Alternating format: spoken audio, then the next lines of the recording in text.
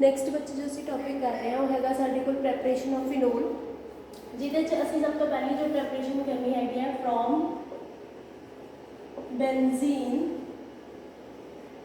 Sulphonic acid. ठीक है, सब तो पहला ਅਸੀਂ ਬੈਂਜ਼ੀਨ ਸਲਫੋਨਿਕ ਐਸਿਡ ਬਣਾਵਾਂਗੇ, ਜਿਹਦੇ ਵਿੱਚ ਪਹਿਲਾਂ ਬੈਂਜ਼ੀਨ ਲੈ ਲੈਂਦੇ ਹਾਂ। ठीक है, सल्फोनिक एसिड जो ਅਸੀਂ ਬਣਾਉਣਾ ਐਕਚੁਅਲੀ ਸਲਫੋਨੇਸ਼ਨ ਹੈ। ਆਪਾਂ ਜਦੋਂ ਇਲੈਕਟ੍ਰੋਫਿਲਿਕ ਸਬਸਟੀਟਿਊਸ਼ਨ ਕਰਦੇ ਹਾਂ ਪਲੱਸ 1 'ਚ ਅਸੀਂ ਕਰ ਚੁੱਕੇ ਹਾਂ, ਉਹਦੇ ਵਿੱਚ ਅਸੀਂ ਸਲਫੋਨੇਸ਼ਨ ਕਰਨੀ ਹੈ। ਤਾਂ ਸਲਫੋਨੇਸ਼ਨ ਅਸੀਂ ਕਿੱਦਾਂ ਕਰਦੇ ਹਾਂ? ਸਲਫਿਊਰਿਕ ਐਸਿਡ ਦੀ ਪ੍ਰੈਜ਼ੈਂਸ ਦੇ ਵਿੱਚ ਕਰਦੇ ਹਾਂ। दिस इज ਸਾਡੇ ਕੋਲ सल्फ्यूरिक एसिड, ਇਹਦੇ ਵਿੱਚ ਅਸੀਂ SO3 ਪਾਣਾ। ਐਕਚੁਅਲੀ ਜਦੋਂ ਆਪਾਂ SO3 सल्फ्यूरिक एसिड 'ਚ ਐਡ ਕਰ ਦਿੰਦੇ ਹਾਂ, it becomes oleum. Oleum is nothing just the dimer of sulphuric acid. Sulphuric acid ਦਾ ਡਾਈਮਰ ਹੋ ਜਾਂਦਾ ਹੈ, ਹੋਰ ਓਲੀਅਮ ਕੁਝ ਨਹੀਂ ਹੈ। ठीक है, ਅਸੀਂ ਜਦੋਂ ਪ੍ਰੈਪਰੇਸ਼ਨ सल्फ्यूरिक ਕੰਟੈਕਟ ਪ੍ਰੋਸੈਸ ਕਰਦੇ ਹਾਂ, ਉਦੋਂ ਅਸੀਂ ਜਿਹੜਾ ਹੈ SO3 ਜਿਹੜਾ ਹੈ ਇਸ ਤੋਂ ਇਹਨੂੰ सल्फ्यूरिक एसिड ਦੇ ਵਿੱਚ ਪਾ ਕੇ ਦੈਨ ਓਲੀਅਮ ਬਣਾਉਂਦੇ ਹਾਂ। ਦੈਨ ਫਰਦਰ ਅਸੀਂ ਜਿਹੜਾ सल्फ्यूरिक एसिड ਜਿਹੜਾ ਪ੍ਰੈਪਰੇਸ਼ਨ ਕੀਤੀ ਹੈ। ਹੁਣ ਇਹਦੇ ਵਿੱਚ ਬਣੇਗਾ ਕਿ ਇੱਥੇ ਜਿਹੜਾ H ਹੁੰਦਾ ਬੈਂਜ਼ੀਨ ਦੇ ਵਿੱਚ, ਜੋ H ਹੈ ਉੱਪਰ, ਉਹਨੂੰ ਅਸੀਂ ਰਿਪਲੇਸ ਕਰ ਦੇਣਾ ਕਿਹਦੇ ਨਾਲ? SO3H ਨਾਲ। ਠੀਕ ਹੈ, ਵਿਚ ਇਜ਼ ਅ ਇਲੈਕਟ੍ਰੋਫਾਈਲ। SO3 ਜਦੋਂ ਆਪਾਂ ਮੈਕੈਨਿਜ਼ਮ ਦੇਖਾਂਗੇ, ਇਹਦੇ ਵਿੱਚ ਜਿਹੜਾ ਇਲੈਕਟ੍ਰੋਫਾਈਲ ਜਨਰੇਟ ਹੁੰਦਾ that is SO3H positive generate ਹੁੰਦਾ, ਜਿਹਦੇ ਨਾਲ ਜਿਹਨੂੰ ਕੀ ਅਸੀਂ ਬੈਂਜ਼ੀਨ ਦੇ ਨਾਲ ਸਬਸਟੀਟਿਊਟ ਜਿਹੜਾ ਉਹ ਕਰ ਦਿੰਦੇ ਹਾਂ, H ਨਾਲ ਜਿਹੜਾ ਸਬਸਟੀਟਿਊਟ ਕਰ ਦਿੰਦੇ ਹਾਂ। ਨੈਕਸਟ ਜੋ ਹੈ ਦੇਖੋ, ਇੱਥੇ ਸਾਡੇ ਕੋਲ ਬੈਂਜ਼ੀਨ ਸਲਫੋਨਿਕ ਐਸਿਡ ਬਣ ਗਿਆ, ਜਿੱਥੋਂ ਅਸੀਂ फिनोल बनाना है। ठीक है, तो फिनोल बनाने वास्ते सब तो पहला सानू की करना पेगा? NaOH नाल फ्यूज करना पेगा है। ठीक है, की बन जाएगा साडे कोल? SO3Na बन जाएगा। ठीक है, ये H जेड़ा रिप्लेस हो गया। हुण इत्थे OH सीगे, इत्थे H है, की निकल जाएगा साडे कोल? वाटर बाहर निकल जाएगा। नैक्सट की करांगे? नैक्सट जेड़ा है उहदे विच SO3 इत्थे सॉरी इत्थे साडे कोल जेड़ा है दोबारा असी NaOH नाल फ्यूज करना है, बट इतने सानू टैंपरेचर रिक्वायर्ड है दैट इज़ 573 कैलविन तो लैके 623 कैलविन जो टैंपरेचर चाहिए। ये बन जाएगा साढ़े को ONA बन जाएगा। ठीक है, और बाहर इतने अगर देखो तो की निकलेगा Na2। ठीक है, SO3 जोड़ा वो बाहर आ जाएगा। ठीक है, सिंपली कुछ नहीं है, सोडियम सल्फोनेट जोड़ा है वो असी पाया है, ये नाल दी नाल साढ़े को जोड़ा वाटर भी बाहर निकलेगा। ठीक है, 2 पे। ठीक है जी, उस तो बाद की है असी जो भी सोडियम में रिप्लेस करना होए H नाल, मतलब H पॉजिटिव नाल, तो असी की पाते हैं HCl पावांगे। HCl के विच असी की करना? कुछ नहीं, ये जोड़ा NaCl है वो बाहर निकल जाएगा, और पीछे साढ़े को सोडियम की जगह पे की आ जाएगा H जोड़ा आ जाएगा, एंड वी असी की बना लेंगे विल प्रिपेयर आर फिनोल। साढ़े को साड़ी फिनोल जी है वो बन जाएगी। ठीक है जी, नाउ नैक्सट प्रैपरेशन जी अगली दूसरी प्रैपरेशन हैगी है वो है from diazonium salts. Basically diazonium chloride असी यूज करांगे, ये है फ्रॉम डाइजोनियम सॉल्ट्स।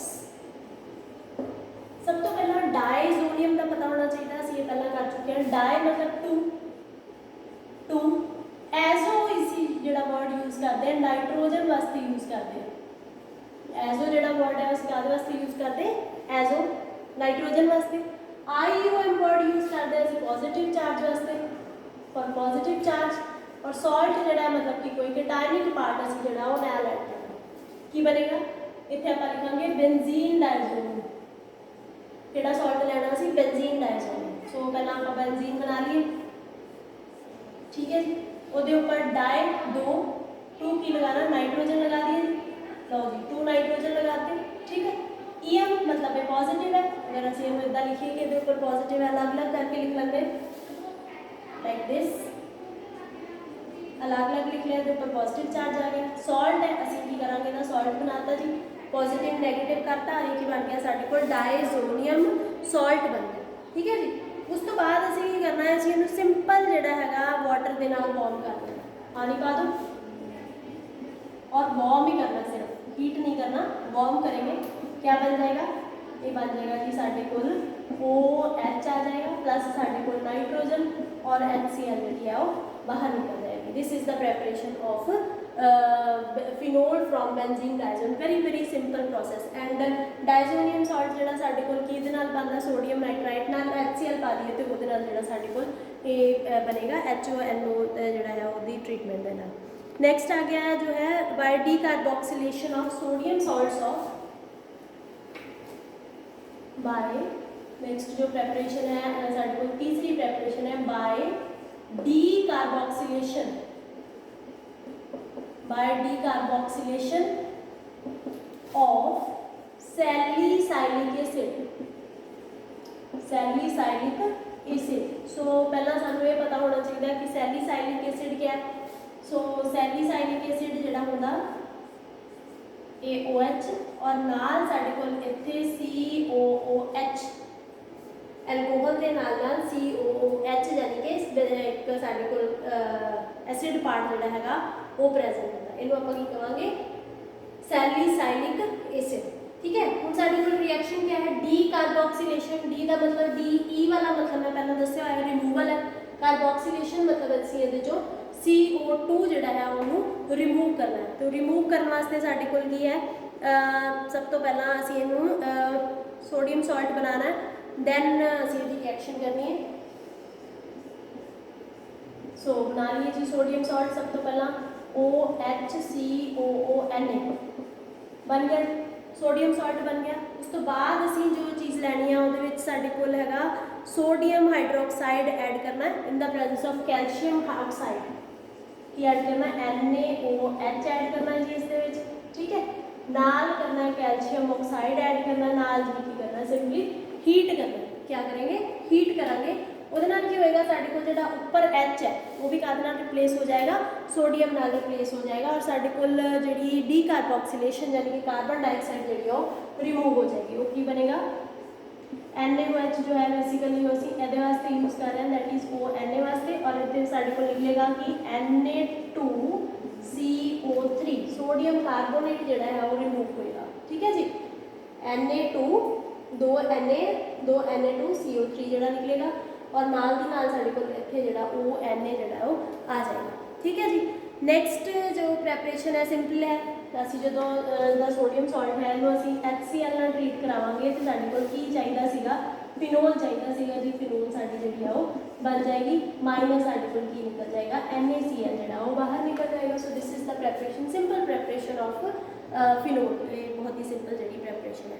ठीक है जी, नैक्सट जो आप करना है वो जी फ्रॉम बाय ग्रिग्नार्ड रिएजेंट है। Next is the preparation from Grignard reagent. हाँ, हुण सब तो पहला सानू रिकॉल रिएक्शन देख के पता लग जाना चाहिए है कि साडे कोल जिहड़ा ग्रिग्नार्ड रिएजेंट है वो किहड़ा होएगा जी। साडे कोल जिहड़ा R पार्ट है ग्रिग्नार्ड दे विच वो साडे कोल एरोमेटिक होएगा। एरोमेटिक मतलब कि साडे कोल जो R पार्ट है, R बेसिकली असीं RMgX लिखदे हां ते R जिहड़ा असीं रिकॉल कर लांगे की हुंदा की होएगा इहदे विच साडे कोल रिंग होएगी, ऊपर की लगा होएगा Mgx। सो ये साडे कोल ग्रिग्नार्ड रिएजेंट है। ਇਹਦੇ ਚ ਅਸੀਂ ਲਿਮਿਟਿਡ ਸਪਲਾਈ ਆਫ ਆਕਸੀਜਨ ਕੀ ਦੇਣਾ ਹੈਗਾ, ਲਿਮਿਟਿਡ ਸਪਲਾਈ ਆਫ ਆਕਸੀਜਨ। ਜਦੋਂ ਅਸੀਂ ਗ੍ਰਿਗਨਾਰਡ ਰੀਏਜੈਂਟ ਜਾਂ ਕੋਈ ਵੀ ਮੈਟਲ ਦੀ ਰਿਐਕਸ਼ਨ ਦੱਸੀ ਸੀਗੀ ਉਹਦੇ ਵਿੱਚ ਅਸੀਂ ਕਿਹਾ ਸੀਗਾ ਕਿ ਸਾਡੇ ਕੋਲ ਜਿਹੜਾ ਰੀਏਜੈਂਟ ਰਿਕੁਆਇਰਡ ਹੈ ਉਹ ਹੈ ਡਰਾਈ ਈਥਰ। क्या रिक्वायर्ड है, ड्राई ईथर रिक्वायर्ड है। ਉਹਦੇ ਵਿੱਚ ਸਾਡੇ ਕੋਲ ਕੀ ਹੋਏਗਾ, ਆਕਸੀਡੇਸ਼ਨ ਹੋ ਜਾਣੀ, ਕੁਝ ਨਹੀਂ ਹੈ OMgX। उस तो बाद असीं इहदी हाइड्रोलिसिस कर देनी है in the presence of acid. This is the hydrolysis. की बन जाएगा साडे कोल इत्थे आ जाएगा OH प्लस MgOHX जिहड़ा है वो बाहर निकल जाएगा। So this will be the reaction. इनू असीं इस तरीके नाल लिखदे हां in the bracket they which OH जिहड़ा असीं मेंशन करांगे। सो this is the preparation from Grignard reagent. Now next साडे कोल कमर्शियल प्रैपरेशनस है। ये जिन्नियां भी प्रैपरेशन होंदियां ये जिहड़ियां हैगियां लैबोरेटरी प्रैपरेशन है। ठीक है, लैब दे विच असीं प्रिपेयर करते, बट साडे कोल कमर्शियल प्रैपरेशन या इंडस्ट्रीयल प्रैपरेशन अगर आ जाती है, commercial and industrial one and the same thing. अगर ये प्रैपरेशन साडे कोल आ जाती है तो असीं उहनूं लार्ज स्केल प्रैपरेशन भी कह सकते हैं। ठीक है, तो उहदे वास्ते साडे कोल जिहड़ा प्रोसैस है, चौथा नंबर प्रैपरेशन है वो है डाउज प्रोसैस। लार्ज स्केल मतलब असीं ज़्यादा क्वांटिटी दे विच प्रिपेयर करना, इंडस्ट्रीयल लैवल ते प्रिपेयर करना, वो हैगी है फ्रॉम क्लोरोबेंजीन। कित्थों हैगा, फ्रॉम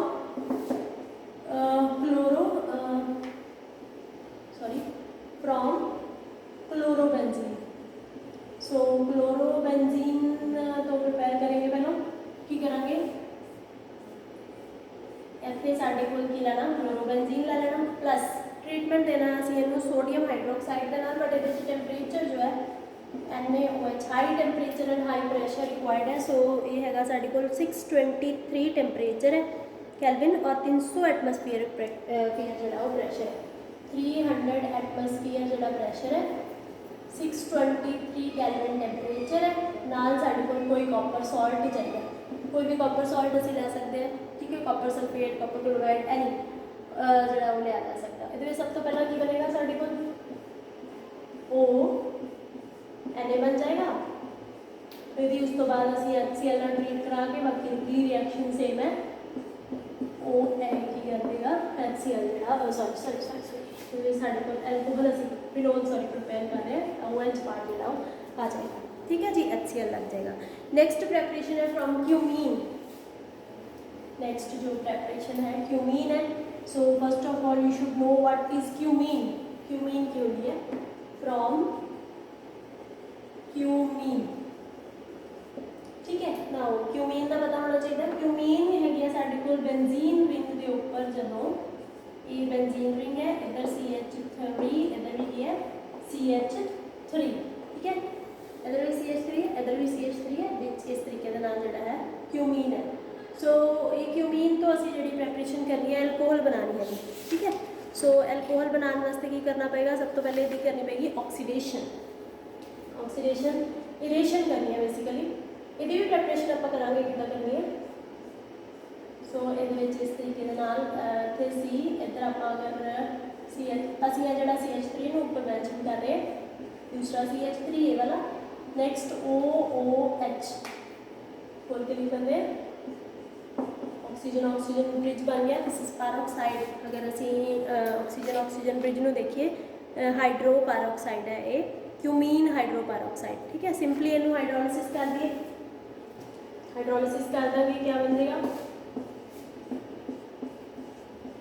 OH एल्कोहल बन जाएगा साढ़े को ठीक है। तो पीछे की जो चीज़ बनेगी एल्कोहल तो बाद वो की बन जाएगी एसीटोन पार्ट जोड़ा है CH3 C double bond O part जोड़ा है वो अलग हो जाएगा CH3 C double bond O CH3 air portion जोड़ा है वो अलग हो गया। ये अगे साढ़े को सिंपल हाइड्रोलिसिस है एसिडिक हाइड्रोलिसिस है H2OH पॉजिटिव सिंपल असी ए वाला जोड़ा है this is the preparation from cumene. Now cumene असी कितना बनाई होगी क्यूमीन कुछ नहीं है असी जी फ्रीडल क्राफ्ट एल्काइलेशन करिए फ्रीडल क्राफ्ट एल्काइलेशन पहले की है ना असी कोई भी जो आप एल्काइल पार्ट जो ऐड करना हो इंसर्ट करना हो तो असी ये जी या साइड पार्ट इंसर्ट करना हो तो असी कर सकते हैं। वास्ते सानू की चाहिए है सानू कुछ नहीं सानू क्लोरो जोड़ा है पार्ट या हेलो जोड़ा एल्केन पार्ट है वो चाहिए होगा।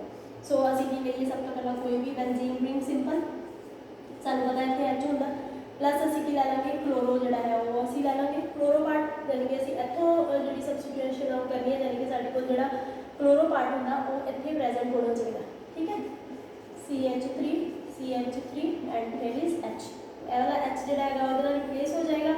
ये जो रीएजेंट चाहिए होंगे FeCl3 चाहिए हाइड्रस AlCl3 भी लै सकते हैं और ये साढ़े को बन जाएगी क्यूमीन बन जाएगी।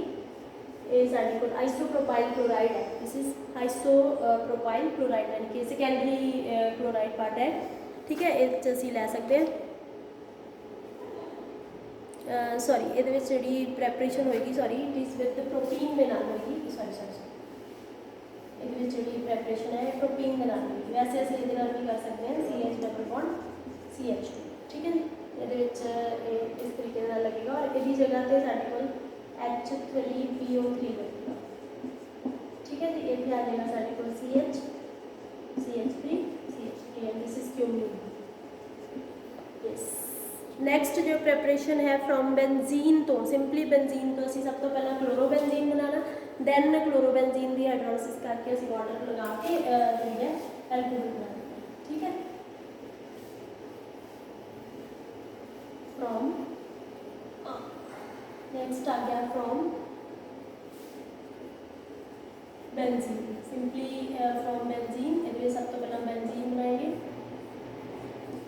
है उन्होंने पहला सानू किसी जोड़ा हैलाइट पार्ट है उहदे नाल सबस्टिट्यूट करना पेगा। तो सबस्टिट्यूशन वास्ते HCl प्लस एरेशन करेंगे, HCl plus aeration sorry oxygen, और सानू कोई ना कोई कॉपर सॉल्ट भी रिक्वायर्ड है ये कॉपर क्लोराइड लै सकते हैं, कोई भी कॉपर सॉल्ट लै लो, कॉपर क्लोराइड, और ये की लग जाएगा ऊपर Cl लग जाएगा। Cl लग गया, बच्चों में सिंपल पानी पा दो, वाटर ऐड कर दो और क्या बन जाएगा फिनोल ऐड जो है बन जाएगा, HCl जो वो निकल जाएगा। So this is all about the preparation of phenol. Phenol दी जड़ियाँ प्रैपरेशनस है। नैक्सट जो असी करना है बच्चे वो है फिजिकल प्रॉपर्टी ऑफ फिनोल।